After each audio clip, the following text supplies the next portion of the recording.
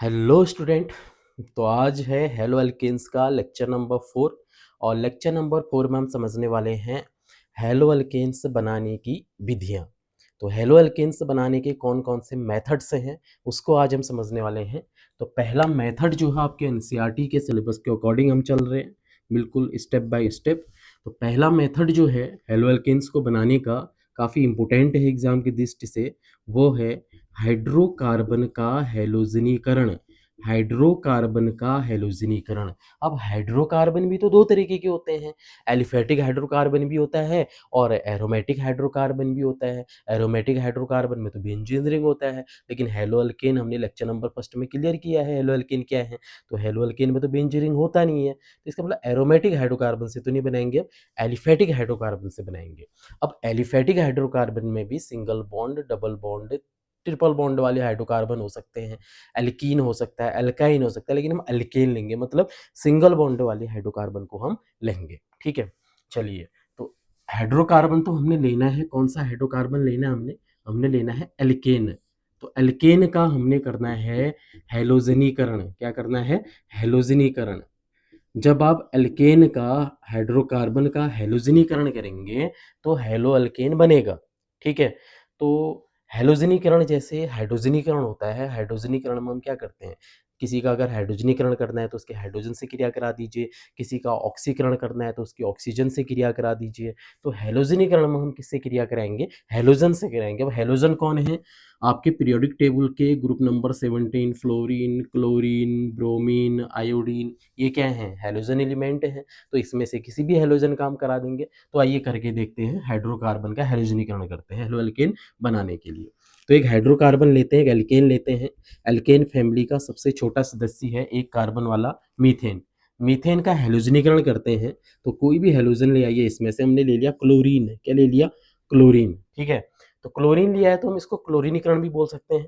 अगर आपने ब्रोमीन लिया है तो इसको ब्रोमीनीकरण बोल सकते हैं। आयोडीन लिया है तो इसको आयोडीनीकरण बोल सकते हैं।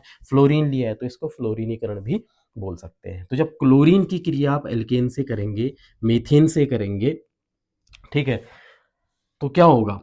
हेलोजन एल्केन के साथ जुड़ेगा तभी तो हेलो अल्केन बनेगा। लेकिन यहाँ पर कार्बन जो CH4 है, उस CH4 में कार्बन के चारों ओर 4 हाइड्रोजन है, कार्बन की संयोजकता 4 होती है।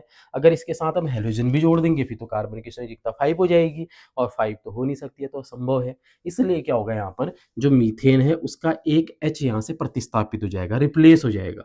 अगर एक H यहाँ से हट जाता है तो जो CH4 है वो बन जाएगा CH3, और जो H हट गया है उसकी जगह पे कौन आ जाएगा? एक क्लोरीन एटम आ जाएगा, और ये आपका क्या बन जाएगा? क्लोरोमीथेन, मतलब हेलो अल्केन बन जाएगा। ठीक है, दूसरा जो हाइड्रोजन निकला वो हाइड्रोजन आपका ये है, Cl2 का एक Cl तो यहाँ जुड़ गया, दूसरा Cl यहाँ आ गया, मतलब HCl इसमें सह उत्पाद के रूप में बाहर निकलेगा। ठीक है, क्लोरोमीथेन तो बन गया है। अब जब ये रिएक्शन हो रही होगी, माना प्रकनली के अंदर हो रही है या बीकर के अंदर हो रही है, तो बीकर के अंदर मीथेन भी होगा, क्लोरीन भी होगा, क्लोरोमीथेन भी बन चुका होगा। तो फिर क्या होगा? क्लोरोमीथेन जब क्लोरीन के दोबारा संपर्क में आएगा, तो जैसे मीथेन का क्लोरीनीकरण हुआ, अब हैलोजनीकरण हुआ, वैसे क्लोरोमीथेन का फिर से हैलोजनीकरण हो जाएगा। कैसे होगा? देखिए, CH3Cl है बीकर के अंदर या टेस्ट ट्यूब में, इसका फिर से ये क्लोरीन के साथ क्रिया करेगा, फिर से इसका हैलोजनीकरण होगा। CH3 का एक हाइड्रोजन कम होगा, क्या बन जाएगा? CH2। एक Cl तो पहले से ही है, एक Cl जो H हटा उसकी जगह पे जुड़ गया, तो अब क्या हो गया? Cl2, मतलब क्या बन गया? ये डाइक्लोरोमीथेन बन गया है। ठीक है, फिर डाइक्लोरोमीथेन का फिर से क्लोरीकरण हो जाएगा, CH2Cl2। ठीक है, ये फिर से क्लोरीन से क्रिया करेगा, CH2 का एक हाइड्रोजन कम होगा, क्या बन जाएगा? ये CH। Cl2 पहले से ही है, एक Cl और जुड़ गया तो क्या बन गया? Cl3, ट्राइक्लोरोमीथेन बन गया। फिर ट्राइक्लोरोमीथेन CH3 का फिर से क्लोरीन के संपर्क में आएगा, फिर से हैलोजनीकरण होगा, एक H जो बचा है वो भी हट जाएगा। ये कार्बन है, हाइड्रोजन हट गया है, Cl3 पहले से ही है, जो हाइड्रोजन हटा उसकी जगह पे एक और Cl आएगा तो क्या बन गया? क्या बन गया? टेट्राक्लोरोमीथेन या कार्बन टेट्रा क्लोराइड बन गया। मतलब अगर आप इस अभिक्रिया से हेलो अल्केन को बनाने के लिए जाएंगे तो आपके टेस्ट ट्यूब में या बीकर में जहां पर भी आप बना रहे हैं, इतने प्रकार के हेलो अल्केन बन जाएंगे। ठीक है, मोनोक्लोरोमीथेन भी बन रहा है, डाइक्लोरोमीथेन भी बन रहा है, ट्राइक्लोरोमीथेन भी बन रहा है, टेट्राक्लोरोमीथेन भी बन रहा है। कुल मिला के आपको इनका मिश्रण प्राप्त होगा। यदि आप किसी विशेष हेलो एल्केन को, माना क्लोरोमीथेन को प्राप्त करना चाह रहे हैं, लेकिन बाकी हेलो एल्केन से भी उसके साथ साथ आपको मिश्रण के रूप में मिल जाएंगे। हाँ, एक काम कर सकते हैं आप, प्रभाजी आसन के द्वारा, क्लास 11th में आपने पढ़ा होगा, प्रभाजी आसन के माध्यम से इन अल्केन्स को आप अलग अलग भी कर सकते हो जब आपको ये मिश्रण के रूप में प्राप्त होंगे। क्लियर हो गया? तो इस विधि से हेलो अल्केन तो बन जाते हैं। एक चीज़ का जरूर ध्यान दीजिएगा कि ये जो अभिक्रियाएं हैं ये मुक्त मूलक अभिक्रिया मैकेनिज्म के द्वारा ये संपन्न होती है, इसलिए यहाँ पर जो एरो लगेगा इसके ऊपर आप सनलाइट जरूर लिखना है, क्योंकि सनलाइट के प्रेजेंस में ही मुक्त मूलकों का निर्माण होता है।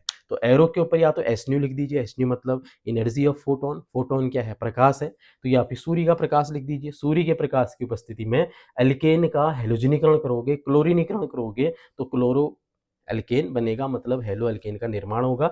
लेकिन इस विधि की कमी यही है कि इसमें कई प्रकार के हेलो एल्केन्स का मिश्रण हमें प्राप्त होता है। ठीक है, चलिए इसके बाद आपने क्लोरीनीकरण तो किया, एल्केन की क्लोरीन से क्रिया की, आप एल्केन की क्रिया ब्रोमीन से भी करा सकते हैं। जैसे हम ब्रोमीन से करके देख लेते हैं, माना Br2 से हमने क्रिया करा दी, Cl2 की जगह पे Br2 है, तो क्या बनेगा यहाँ पर, यहाँ पे Br आ जाएगा। जो अभी तक क्लोरोमीथेन बन रहा था उसकी जगह पे अब क्या बनेगा, ब्रोमोमीथेन बन जाएगा, बाहर के निकल जाएगा, HBr निकल जाएगा। या फिर I2 से भी आप करा सकते हैं, अगर I2 से आप क्रिया कराएंगे मीथेन की, कोई भी हेलोजन ले सकते हैं आप, क्या बनेगा, CH3I बनेगा, और क्या बनेगा, सह उत्पाद क्या बनेगा, HI बनेगा। लेकिन इस अभिक्रिया में एक दिक्कत होगी, जब आप आयोडीनीकरण करेंगे ना एल्केन का, यहाँ पर एक प्रॉब्लम होगी। दरअसल इस अभिक्रिया में जो HI बन रहा है, ये HI होता है प्रबल अपचायक।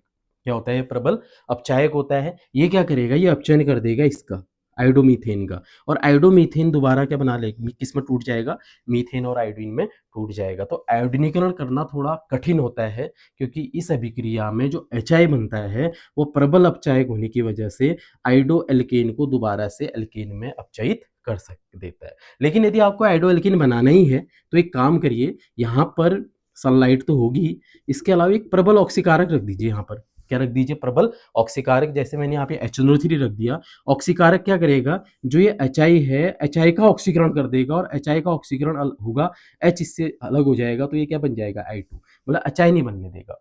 अगर यहाँ पे आप HNO3 की उपस्थिति में इस अभिक्रिया को कराते हैं, HNO3 प्रबल ऑक्सीकारक है, ये HI नहीं बनने देगा, ये HI का ऑक्सीकरण कर देगा, I2 में बदल जाएगा, तो फिर ये जो अभिक्रिया है ये अनुत्क्रमणीय हो जाएगी, एक दिशा में चलेगी और आयोडो एल्केन बनेगा। अन्यथा जो HI है, HI की वजह से ये जो अभिक्रिया है, यदि HNO3 नहीं रखते यहाँ पर, HI की वजह से ये अभिक्रिया क्या हो जाएगी, उत्क्रमणीय हो जाएगी। एक तरफ से आयोडो एल्केन बन भी रहा होगा, दूसरी तरफ से वो एल्केन में टूट भी रहा होगा। इस बात का आप जरूर ध्यान देंगे। ठीक है, चलिए, तो एक मेथड तो ये है। अभी एक हेलोजन हमने नहीं रखा है यहाँ पर, कौन सा हेलोजन है अभी बचा है, क्लोरीनीकरण भी कर लिया हमने, ब्रोमीनीकरण भी हमने कर लिया है, आयोडीनीकरण भी कर लिया, लेकिन फ्लोरीनीकरण की बात नहीं कर रहे हैं। क्यों नहीं कर रहे हैं, क्योंकि एल्केन का आप फ्लोरीनीकरण कर ही नहीं सकते, ये इम्पॉसिबल है। एल्केन का आप फ्लोरीनीकरण नहीं कर सकते, यानी एल्केन की क्रिया फ्लोरीन से कराकर आप फ्लोरो एल्केन नहीं बना सकते हैं, ये इम्पॉसिबल है। इम्पॉसिबल क्यों है ये जानिए आप, इसलिए है क्योंकि जो फ्लोरीन और मीथेन, क्योंकि फ्लोरीन क्या है, पूरे पीरियोडिक टेबल का मोस्ट इलेक्ट्रोनिगेटिव एटम है, विद्युत ऋणात्मक है। जब ये मीथेन के साथ जुड़ेगा ना, जैसे बंध टूटते हैं तो हमें एनर्जी चाहिए होती है, जब बंध बनते हैं तो ऊष्माक्षेपीय अभिक्रिया, ऊर्जा उत्पन्न होती है। तो इतनी ऊर्जा उत्पन्न होती है जब फ्लोरीन अल्केन के साथ जुड़ता है कि अल्केन के ही बंध टूट जाते हैं। मतलब ये अभिक्रिया जो हेलो अल्केन है, हेलो अल्केन का निर्माण नहीं हो पाता है, और साथ ही अभिक्रिया के दौरान ब्लास्ट होने की संभावना भी रहती है।